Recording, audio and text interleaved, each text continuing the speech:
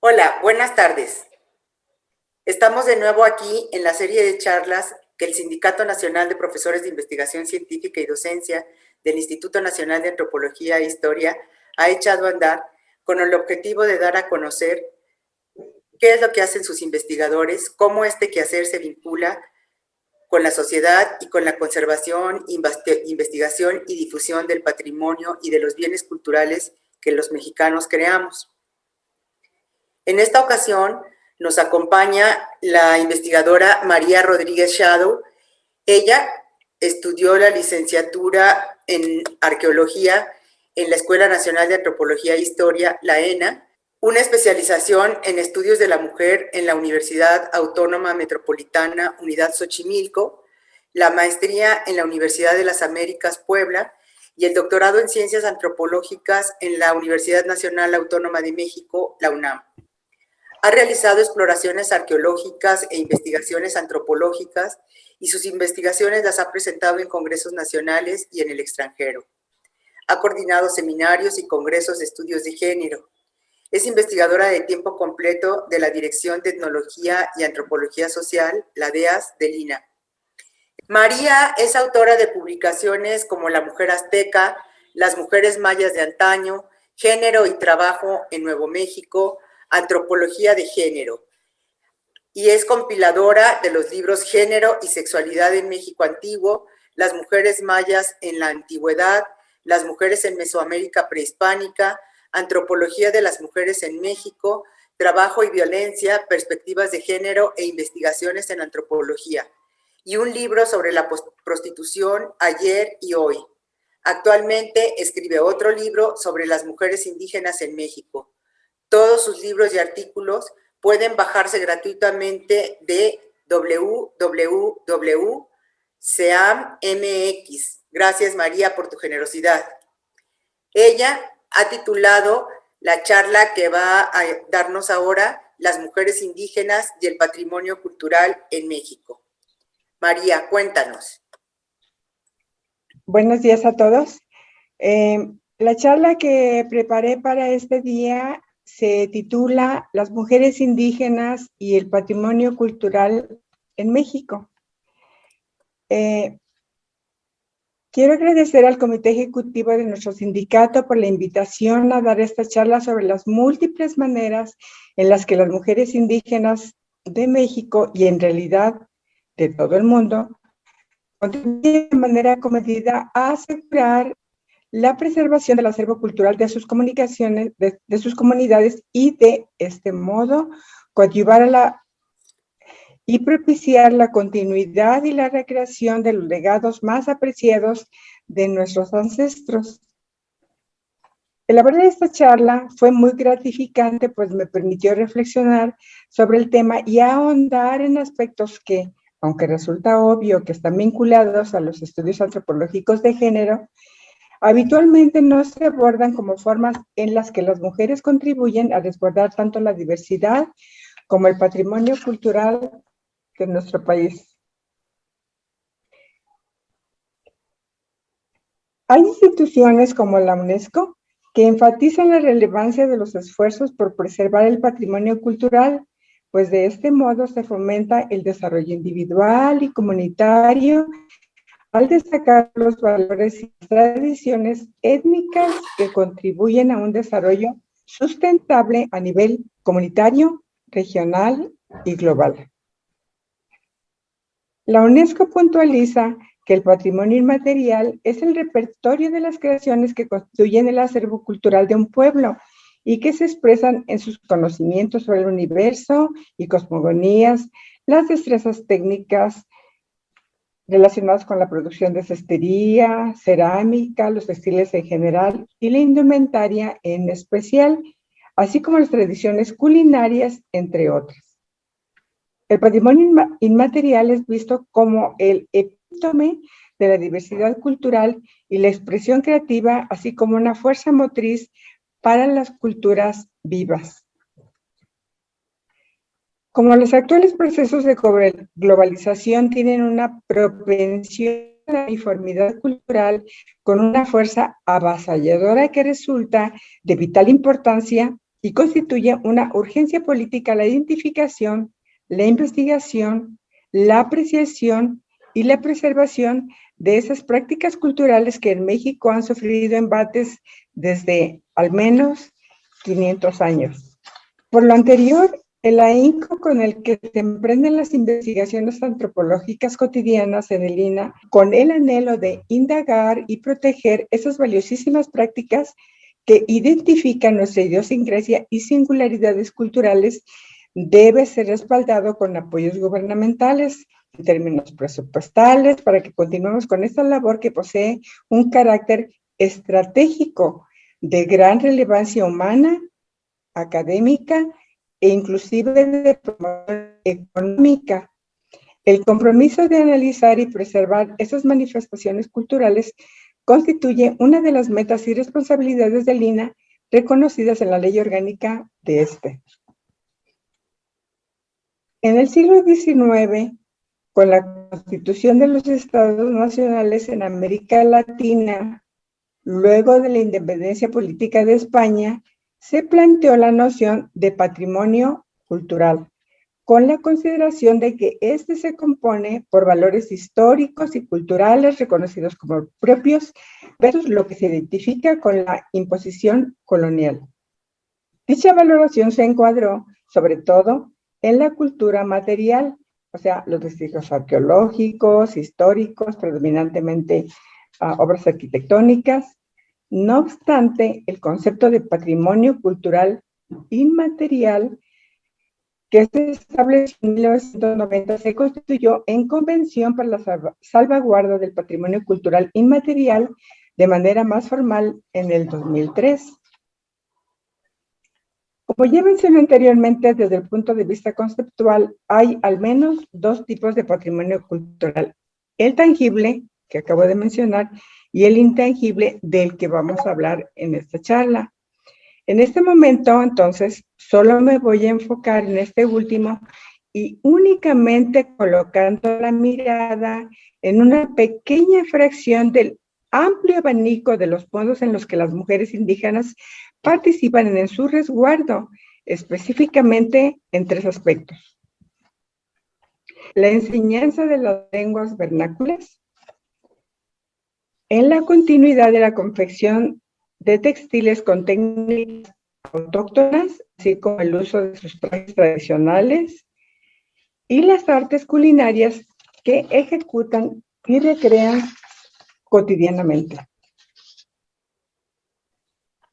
Debido a las particularidades de ese grupo de mujeres que llevan a cabo las prácticas de las que hablaré aquí, es necesario recordar, siguiendo a Lagarde, que esta colectividad se halla sometida a una triple opresión, tanto por su pertenencia de género, como su pertenencia a un grupo étnico y por su clase social. Esto es, son mujeres, son indígenas y son pobres. Pero es justamente aquí, en este grupo, que está compuesto por mujeres, con una determinada identidad étnica y una cierta condición socioeconómica, en donde paradójicamente se ubica el colectivo responsable de la salvaguarda y la reproducción de la diversidad cultural. De este modo, estas mujeres se erigen en las importantes depositarias y defensoras del patrimonio cultural en nuestro país e incluso de la humanidad. ¿Por qué? Si tomamos el caso concreto de México, gracias a estas mujeres todavía se han preservado muchos aspectos de la diversidad lingüística, las tradiciones gastronómicas, así como el arte textil y la indumentaria propia de cada grupo étnico. Bueno, lo que les quería presentar a continuación es una serie de diapositivas que están vinculadas con las distinciones y las características específicas que adopta la indumentaria femenina en cada uno de los grupos étnicos que habitan en nuestro país.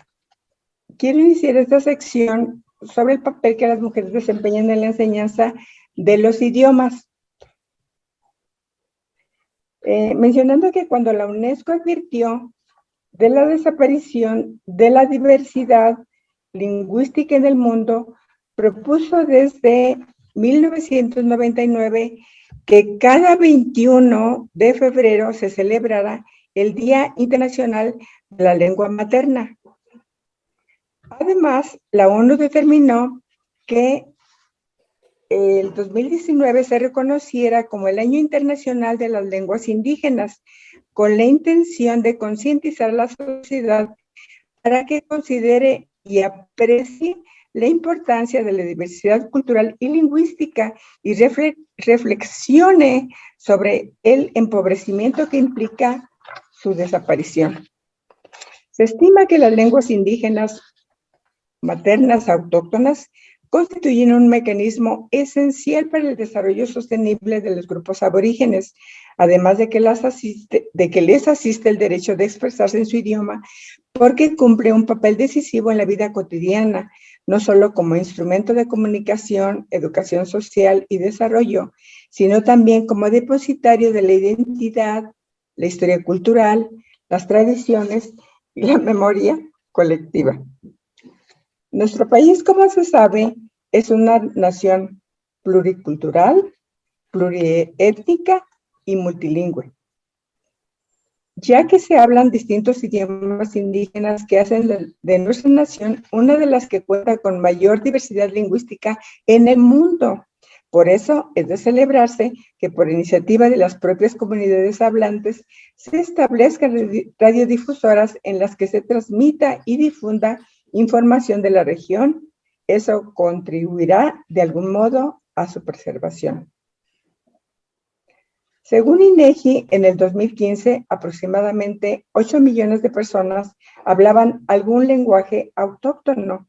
Y aunque nos parezca una cifra insignificante, el patrimonio lingüístico de México se compone de 68 lenguas, 364 variantes lingüísticas. En la actualidad se reconoce que la situación es alarmante, ya que el 60% de esos idiomas está en peligro de desaparecer porque no se les aprecia, no se alienta su práctica. Además, su uso se restringe a espacios íntimos como el hogar, y es justamente en esta esfera en la que ejercen las mujeres, en tanto madres, su rol pedagógico. En este círculo es donde las mujeres indígenas desempeñan su papel de guardianas de este patrimonio lingüístico. De acuerdo con los datos de INEGI del año pasado, de los casi 7,5 millones de ciudadanos que hablan alguna lengua indígena, 51.3% son mujeres y 48.7% hombres. Un poco más de 6 millones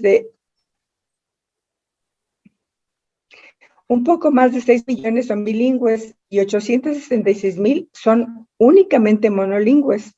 De esos, 14.5 son mujeres y solo 8.9 hombres. Estas cifras indican que las personas monolingües son predominantemente mujeres y a pesar de eso, o precisamente a causa de esto, serán ellas las que transmitan esa lengua a sus hijos. Desde luego que los datos varían por regiones y entidades federativas, pero en términos generales, en Campeche se hablan 4 idiomas, en Oaxaca se han identificado 11 o 16, según la fuente que se consulte.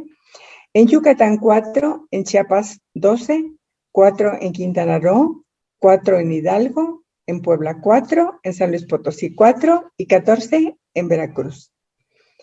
Estos son los estados en los que hay más hablantes de lenguas indígenas nacionales, de acuerdo con información del Instituto Nacional de Lenguas Indígenas.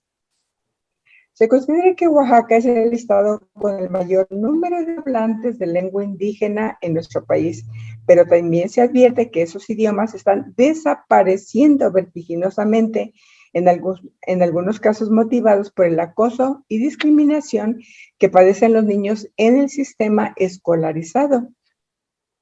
Entre las diversas estrategias que se han propuesto para paliar esta problemática está, por ejemplo, que los ancianos, se entiende que los hombres, de los pueblos enseñan a los infantes su lengua materna.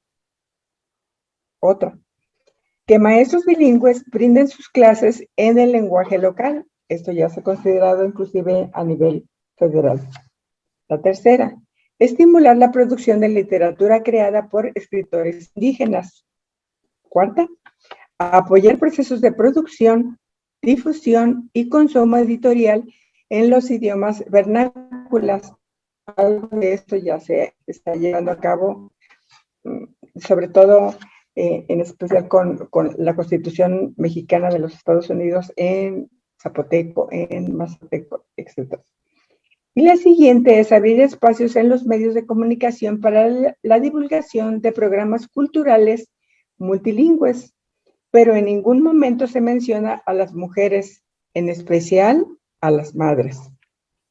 Existe en efecto la creencia de que los ancianos de los pueblos son quienes enseñan el idioma a los niños, pero la experiencia y el sentido común contradicen esta idea, pues son las madres quienes enseñan a sus hijos su lengua a través de la socialización y el aprendizaje de las prácticas culturales. Y puede ser que en algunos pueblos los ancianos sean los mentores, pero en las investigaciones de campo que he llevado a cabo en mi ejercicio profesional, en una comunidad de Oaxaca, en un pueblo del estado de Guerrero, en el área purépecha, o inclusive entre las mexicanas de Nuevo México, quienes enseñan el idioma materno son las mujeres, en concreto, las madres. De este modo, los infantes de esos pueblos aprendieron primero chatino, náhuatl, purépecha, antes que español, y en Nuevo México, español antes que inglés. La misma Rigoberta Menchú aprendió primero maya quiché de labios de su madre antes que el castellano, que lo estudió hasta su adolescencia. Creo que podríamos celebrar que la UNESCO, la Administración Federal Estatal o las autoridades municipales propongan y fomenten iniciativas gubernamentales en las que se incluya a las mujeres de una manera activa en la conservación de nuestros idiomas nativos, ya que de todas maneras ellos lo hacen motu propio. De los documentos que consulté para confeccionar esta charla, en ninguno se comenta alguna propuesta para alentar a las madres a enseñar el orgullo étnico a sus retoños a través del aprendizaje de su lengua, ya fuera ofreciendo estímulos de algún tipo para animarlas a instruir o difundir los conocimientos de su idioma a sus hijos o la comunidad, creando talleres en las casas de la cultura locales o hasta aulas de la escuela más cercana. En ninguna de las estrategias propuestas se percibe interés en incluir a las mujeres, quienes han sido las responsables hasta ahora de que hayan sobrevivido las lenguas que existen. Todo ello pese a que a nivel conceptual se reconoce que, y cito, se utiliza la expresión lengua materna porque en las comunidades primitivas, es una cita, era el padre el que salía a proveer de alimentos a la familia y la madre quien se ocupaba y enseñaba a los hijos e hijas en su propia lengua. Pasemos ahora a la sección de las artes culinarias. Algunos de los datos que cumplieron y que continúan cumpliendo, que cumplieron las mujeres en el pasado y que continúan desempeñando en la actualidad, es el desarrollo de las artes culinarias. La riqueza gastronómica de nuestro país data de la antigüedad. Tengamos presente que la diversidad de ecosistemas en la Mesoamérica en tiempos pretéritos y las civilizaciones que se desarrollaron aquí influyeron en los ingredientes que componían las viandas de las diversas regiones. Y, pese a la complejidad de las tradiciones culinarias, fueron elaborando a partir de unos implementos muy rudimentarios, el comal de barro, el fogón y el metate, pero su inventiva las llevó a desarrollar diversos métodos de cocción, que son las técnicas con las que se modifican los alimentos crudos mediante la aplicación del calor para su consumo. En tiempos antiguos, en la preparación de los alimentos, las mujeres solían asar, hervir, tostar, tatemar, emplear la cocción al vapor, el deshidratado y cocinar en hoyo al estilo de la barbacoa.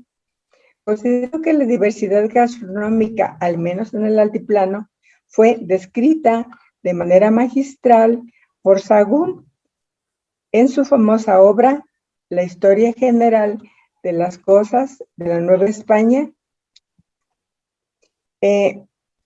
Esta diapositiva tiene la intención de presentar este dato relacionado con la cocina tradicional mexicana, cultura comunitaria ancestral y viva, que está vinculada con la imagen anterior, en el que se reconocen los méritos de esta tradición culinaria. Entonces, de manera sintética, lo que podemos ver es que las guardianas de la diversidad y el patrimonio cultural en México son básicamente mujeres, básicamente indígenas y sobre todo pobres. En relación con esto, hemos identificado, pero varían los datos conforme a las fuentes que se consulten, que existen en México 68 idiomas que las mujeres han contribuido a preservar. Hay 85 atuendos que ellas lucen con orgullo y al menos se han identificado 10 regiones gastronómicas que inclusive tienen sus distinciones y sus peculiaridades vinculadas sobre todo con el medio ambiente o los hábitats en donde ellas recogen los recursos para la creatividad de su arte culinario. Entonces, bueno, se trata de una pictografía del Códice Florentino. En este mapa se presentan los 68 grupos indígenas con sus correspondientes lenguas y las variantes lingüísticas de las que habíamos hablado ya. Esta es la portada del libro que les recomiendo mucho que lean porque es muy rico en datos relacionados con las costumbres, la enseñanza, la educación, el aprendizaje de los papeles y los roles de género en la sociedad del México antiguo, así como de las tradiciones culinarias. En fin, es una fuente inmejorable de información. El 16 de noviembre se conmemora el Día Nacional de la Gastronomía Mexicana y esto, bueno, este tipo de conmemoraciones o el reconocimiento de asignar esos días no son un procedimiento sencillo, sino que es toda una cuestión administrativa y burocrática que hay que elaborar, que presentar y que requiere su aprobación. Bueno, aquí nos quedamos con los insectos, pero de lo que les voy a hablar básicamente es del maíz. El maíz, que es el cereal considerado un manjar otorgado por los dioses, constituyó la base alimentaria fundamental en Mesoamérica antigua y aún hoy en día. De este cereal se emplean aún en la actualidad todas sus partes, sus granos que se muelen y se elaboran un sinfín de viandas, como las hojas que cubren la mazorca que envuelven los tamales para su cocción, así como las largas hojas de la gramínea que se emplean para envolver las corundas, por ejemplo. En estrecha sucesión con el maíz está el huitlacoche, un hongo muy apreciado con el que se hacen quesadillas de gran valor nutricional. Entre otros alimentos preparados con maíz se destacan las tortillas, el atole, el pinole, los tlacoyos, los tamales y una infinidad de platillos más que ya iremos mencionando. Las mujeres preparaban desde el México antiguo comidas a partir de numerosas fuentes de proteína animal, como guajolotes, aves acuáticas, ajolotes, patos, codornices, perritos, armadillos, venados, tlacuaches, ranas, tortugas, jabalís, tuzas, lechuzas, gansos, pelícanos, conejos, peces. La ilustración del Códice Florentino, que tienen que darle en algún momento una mirada, es absolutamente maravilloso en términos de las ilustraciones que los tlacuilos hicieron sobre estas diferentes fuentes de proteína animal que las mujeres en el México antiguo llegaron a usar para preparar las viandas. Ahora sí entramos en la sección de los insectos. También sabían sazonar más de 500 especies de insectos, entre los cuales se encuentran los chapulines, que aparecen aquí, cuya masa contiene hasta el 70% de proteína. Se preparan asados o tostados, suelen ser crujientes, están compuestos de grasas amigables con el organismo humano y son ricos en calcio, magnesio y vitamina B. Por su parte, los nutrientes de los gusanos maguey son predominantemente proteínas y minerales. Tiene, de acuerdo con un estudio, un nivel de proteína superior al de la carne de vaca. También puede mencionarse los escamoles, palabra que proviene del vocablo náhuatl azcatl, que significa hormiga, y mole, guiso o salsa. Se trata de huevos o larvas de hormigas rojas o negras que contienen casi el 60% de su peso en proteína, mientras que este porcentaje mismo en la carne de res o de pollo apenas llega al 20%. Los escamoles son un platillo que cuesta más caro que el caviar, pues su precio fluctúa entre, miles de pesos. El platillo de escamoles es muy costoso, pues es un producto de temporada y su cultivo y recolección conlleva altas cuotas de dificultad. Aterrizamos al maíz, que hace rato platicamos de eso, y también en esta diapositiva se presentan los productos básicos a través de los cuales las mujeres elaboraron sus viandas. Como ya podemos imaginar, el maíz, el frijol, los quelites, la calabaza, el chile, fueron los elementos básicos y fundamentales para la preparación de diferentes platillos que no nos cansamos de asombrarnos de lo que pueden lograr a partir de estos pocos elementos. Otro platillo de proteínas muy alto en proteínas es el aguatle, que es la hueva de chincha acuática. Es tan sustanciosa que se ha ganado la reputación de ser el caviar mexicano, pues su contenido proteico ronda el 80%. El kilo de este insecto puede costar mucho dinero, pero se puede conseguir todavía en los mercados cercanos a Xochimilco. Los jumiles, que sí aparecieron en la diapositiva anterior, son chiches de campo que poseen un alto valor nutricional y un sabor que semeja al de la canela, y pese a que ha sido rechazado por la alta cocina, se trata de un alimento que contiene minerales esenciales como calcio, cloro, potasio, hierro, selenio, magnesio y fósforo. Y así podríamos seguir hablando de otros insectos que las mujeres en el México antiguo y contemporáneo han integrado a la cocina tradicional de acuerdo a la disponibilidad de estos insectos en cada uno de los territorios donde ellas habitan. Bueno, más del maíz, una sugerencia de lectura del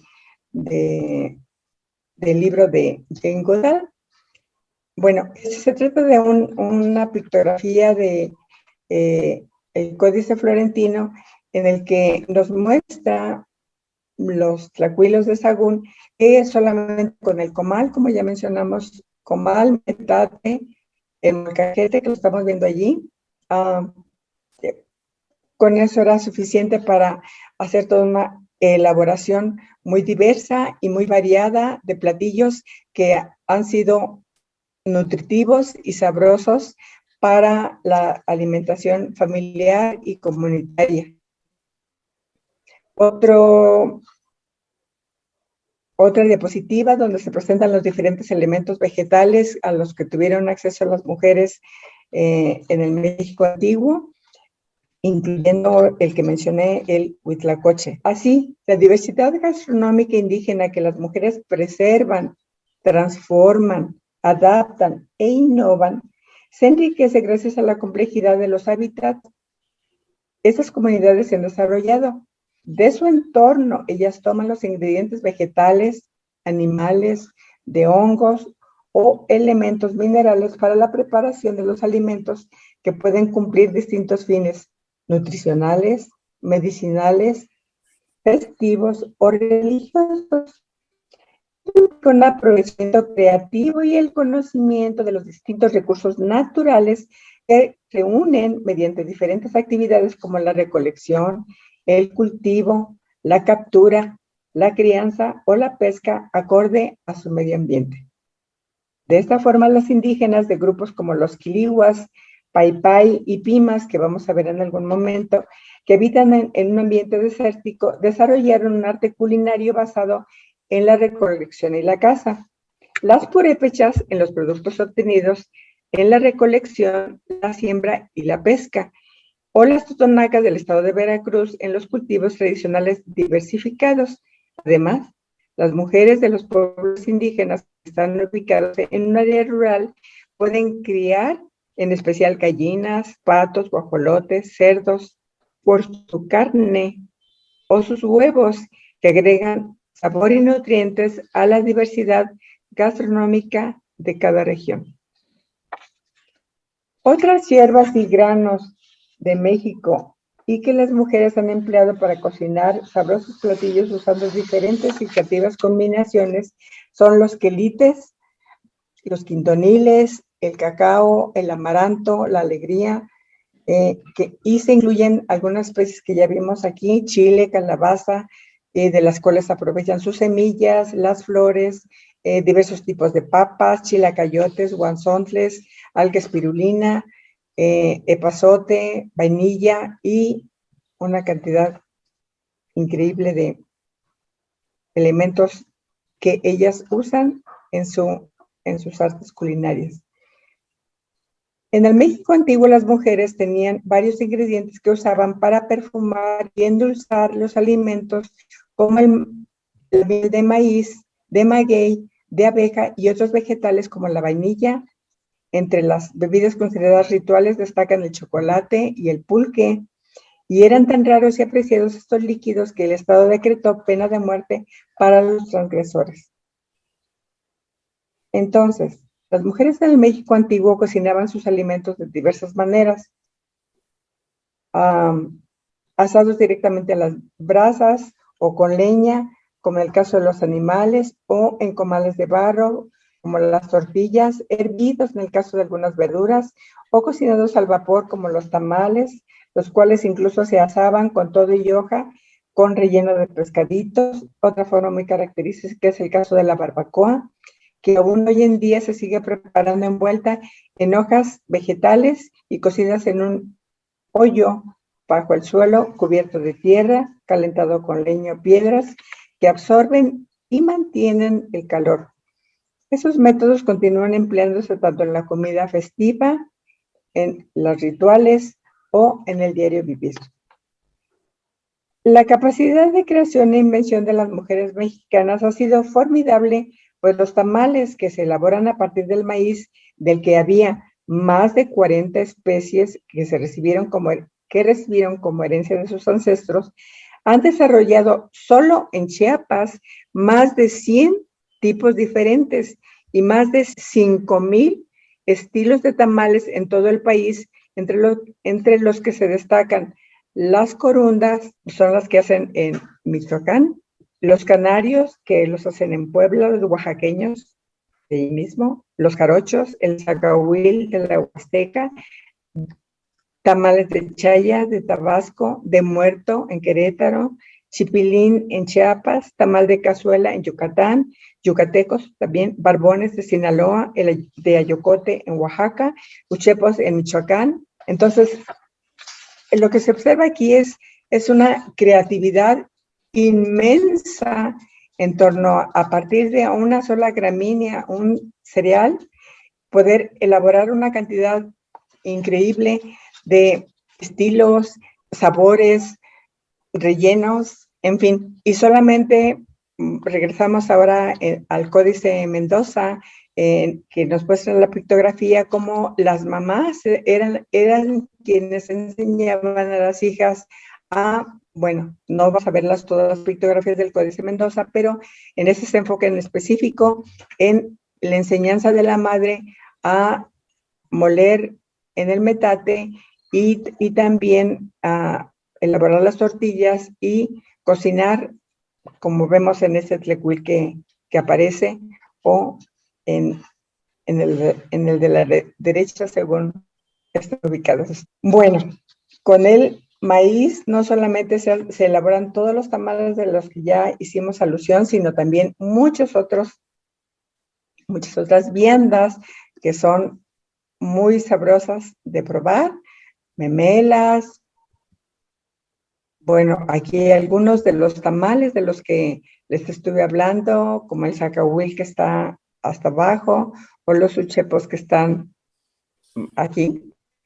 También se pueden elaborar todas estas delicatessen solamente casi con unos productos básicos y con la creatividad de las mujeres que se encargan de retomar, recrear y reinventar la cocina cotidiana. Bueno, los insectos ya los vimos. Estos son algunos de los animalitos que estuvieron disponibles para que en el México antiguo se pudieran obtener proteínas de tipo animal, aunque ya vimos no era necesario.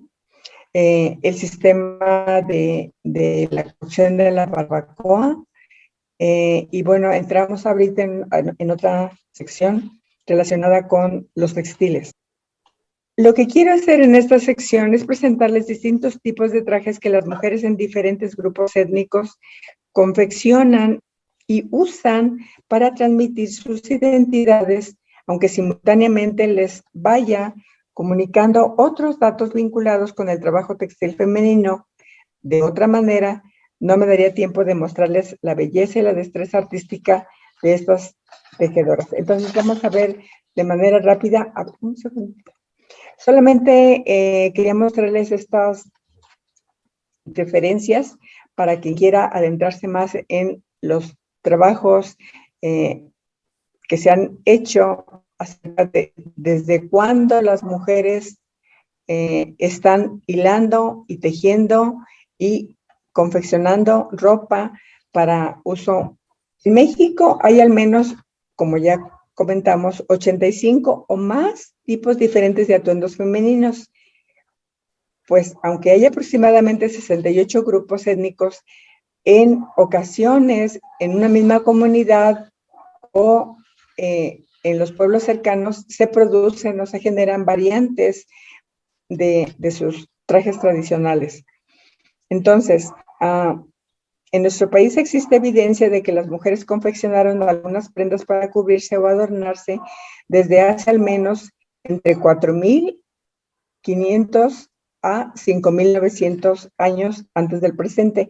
También esas cifras no las toman muy en cuenta en términos de que distintos especialistas ofrecen dataciones diferentes según los métodos que hayan usado. Pero las figurillas cerámicas sí nos muestran muy bien, ejemplifican las maneras en las cuales ellas se ataviaron, digamos, son las primeras evidencias de la indumentaria en el altiplano, al menos. Más investigaciones se tienen que hacer sobre este asunto, adoptando esta perspectiva y este ángulo de estudio. Algunos ejemplos de esas prendas, como las que les muestro, resultan evidentes en las figurillas de cerámica de Tlatilco, por ejemplo, ya que las fibras vegetales se deterioran rápidamente y obviamente no persisten mucho tiempo en el registro arqueológico. De hecho, muy pocas evidencias de textiles han sido encontrados. No obstante, hay evidencia arqueológica de semillas de algodón desde hace 5.500 años en Mesoamérica, aunque no quiero dar la impresión de que desde esa época se tejían telas de algodón. Solamente digo que el algodón se ha encontrado en los yacimientos arqueológicos con esas fechas. Esto ocurrió probablemente, la cuestión de la elaboración ya en términos de textiles de algodón ocurrió probablemente 4.000 años después, pero solamente tengámoslo presente para el uso de las élites políticas y como un bien producto de intercambio y regalos entre la realeza.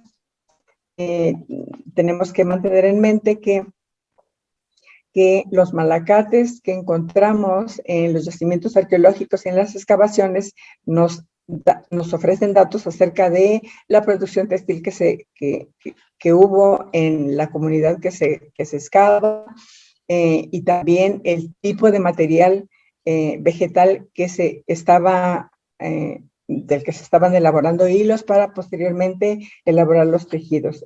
Bueno, esta es una pictografía del Códice Mendoza en la que nos muestra también, aquí no aparece la madre, pero la madre está vigilando a la chiquita que está elaborando hilo para posteriormente confeccionar algún tipo de indumentaria semejante al que ella trae puesta.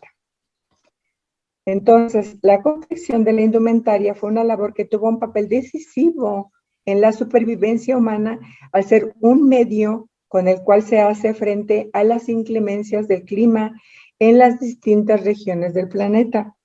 Nos resguardan de las duras condiciones del entorno, ya sea del frío, de la lluvia o del sol.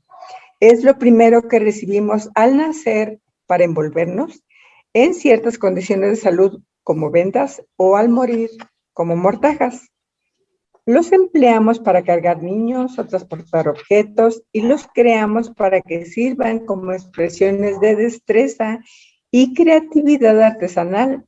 También para comunicar mensajes de carácter simbólico, nuestro género, la condición socioeconómica, la identidad étnica, el oficio que desempeñamos, la edad, la condición civil o la pertenencia a determinados colectivos como contemporáneos, monjas, presas, policías, militares.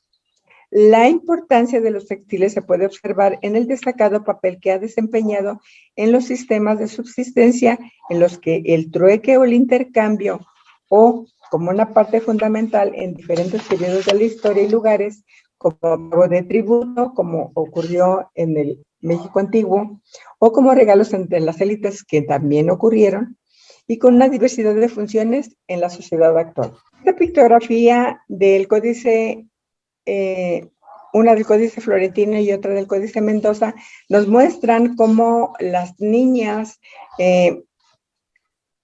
desde chicas aprendían a tejer e hilar. Y esta fue una actividad predominantemente, exclusivamente femenina.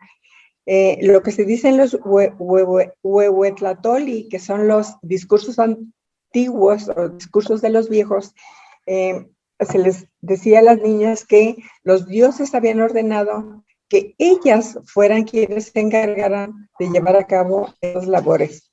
Y bueno, la mamá puede castigar a la hija si no lleva a cabo correctamente su labor o no es lo suficientemente diligente, y los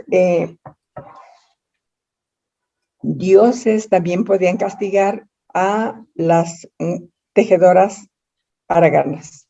Entonces, el trabajo textil en muchos lugares del mundo, si no es que en todos, desde que nació el tejido, ha sido un trabajo femenino.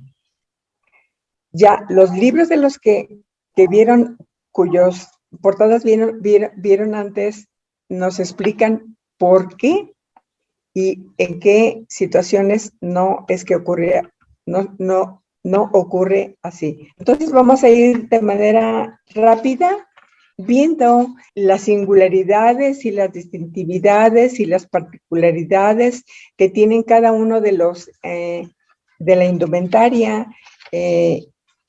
femenina, indígena en diferentes estados y en diferentes grupos étnicos. Por ejemplo, en este caso concreto tenemos el Estado de México y las mujeres matlacincas en un lado y las mujeres mazahuas con su traje típico por el otro.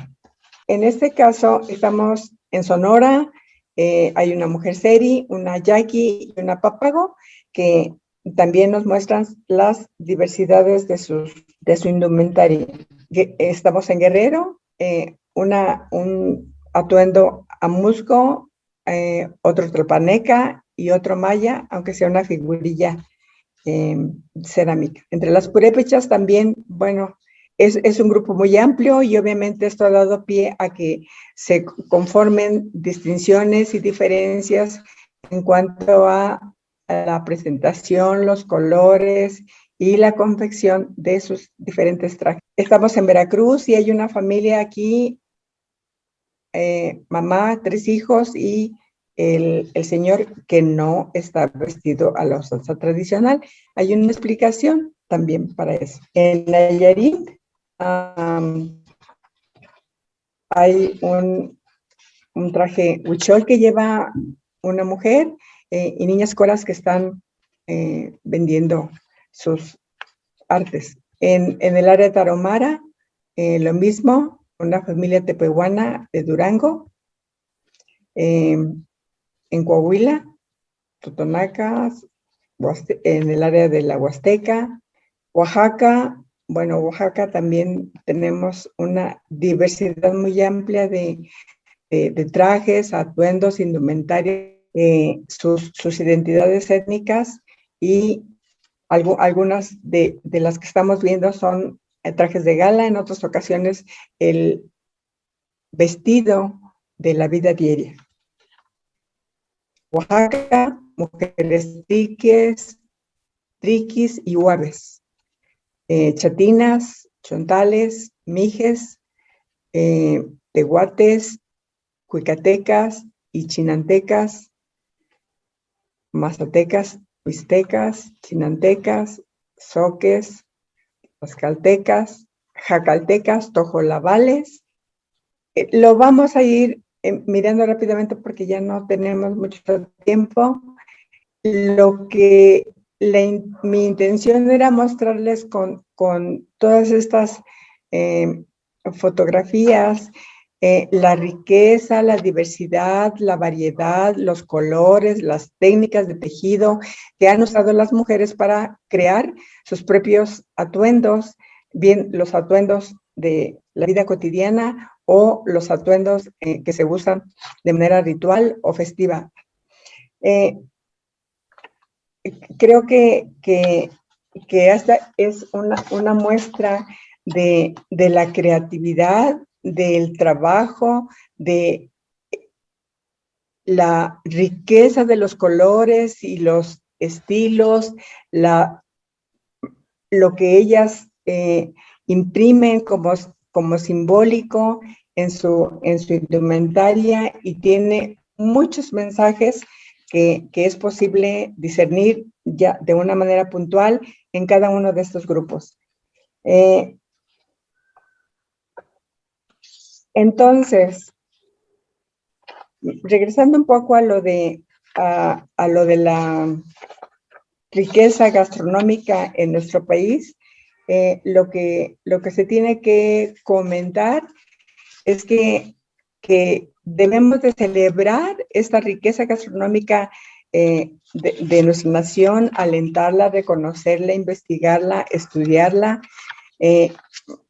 crear investigaciones y estudios específicos con el interés y el propósito de fomentar, promover, alentar, reconocer y valorar toda la diversidad cultural que existe en nuestro país, pero pues obviamente para eso necesitamos recursos para llevar a cabo estas investigaciones que, como vemos, no solamente tienen una importancia académica, sino sobre todo política, vaya hasta humanitaria, porque todos esta riqueza de la diversidad cultural se está perdiendo ante los embates de la globalización, a menos que en lugar de, no debemos esperar a que vaya desapareciendo esta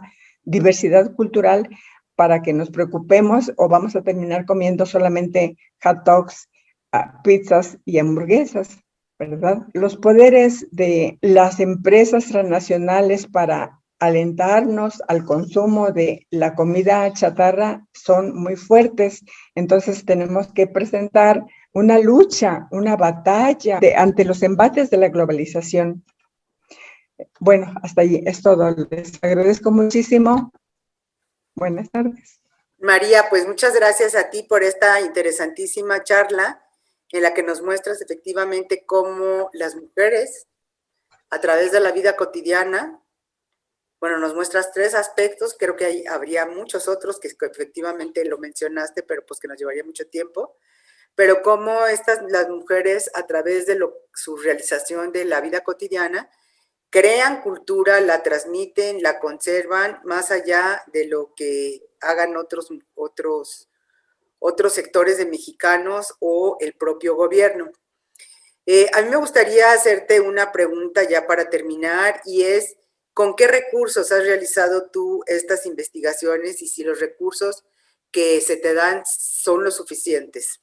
Bueno, los recursos que he obtenido para llevar a cabo estas investigaciones por parte del instituto, ¿quieres decir?